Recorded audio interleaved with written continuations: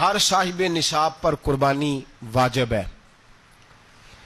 جو زکوٰۃ کا نصاب رکھتا ہو اس پر قربانی واجب ہے. یعنی ضروریات سے زیادہ اتنے پیسے جتنے پیسوں سے زکوٰۃ فرض ہوتی ہے اتنے پیسے جس آدمی کے پاس قربانی سے پہلے پہلے آ جائیں اس آدمی پر قربانی کرنا واجب ہے. بکرا چھترا دمبا 1 سال کا یا دمبا 6 مہینے کا ہو پر اتنا بڑا محسوس ہوتا ہو کہ لگے کہ 1 سال کا ہے اس کی قربانی ہو سکتی ہے. جانور میں کوئی عیب نہیں ہونا چاہیے. اتنا کمزور نہ ہو کہ ذبح جہاں اسے کرنا ہے وہاں وہ چل کے جا نہ سکے. اتنا کمزور جانور نہ ہو. اس کے اندر بظاہر کوئی اتنا بڑا نقص نہ پایا جاتا ہو. کانا نہ ہو, لنگڑا نہ ہو, کوئی اس کی ہاتھ نہ کٹے ہوئے ہوں. ایسا نقص جو واضح ہو. بکرا 1 سال کا, گائیں اور بھینس یہ 2 سال کی, اونٹ 5 سال کا. اب اس میں یہ ہے کہ ہمارے بہت سارے دوست چونکہ ہم دیہاتی لوگ ہیں تو پوچھتے ہیں کہ دوندا نہیں ہے تو چوگا نہیں ہے. تو یہ ہماری پنجابی کی اصطلاحات ہیں. پنجابی کی شریعت اسلامیہ نے سال بتائے ہیں. یہ تو ہم نے اپنی آسانی کے لیے یا دیہاتوں میں جو ماحول تھا اس طرح کا جانور لیں, خوبصورت جانور لیں.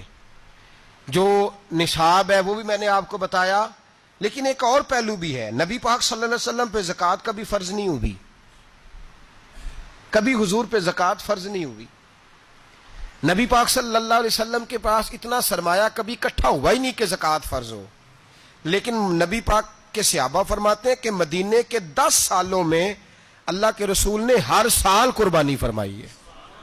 ہر سال قربانی دی. اور جس سال حضور حج کرنے گئے اس سال اللہ کے نبی نے 63 اونٹ ذبح فرمائے.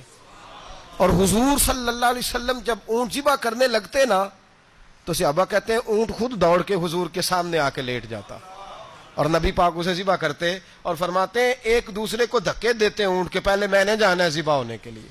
پہلے میں نے, انہیں پتا تھا کہ جو مصطفیٰ کے ہاتھوں ذبح ہوگا وہ تو دائمی زندگی پا جائے گا. یہاں بھی وہاں بھی زندہ. 63 اونٹ ذبح کیے. ایک اونٹ میں کتنی قربانیاں ہوتی ہیں؟ 7. اب 63 کو 7 سے ضرب دو گے تو کتنی بنے گی؟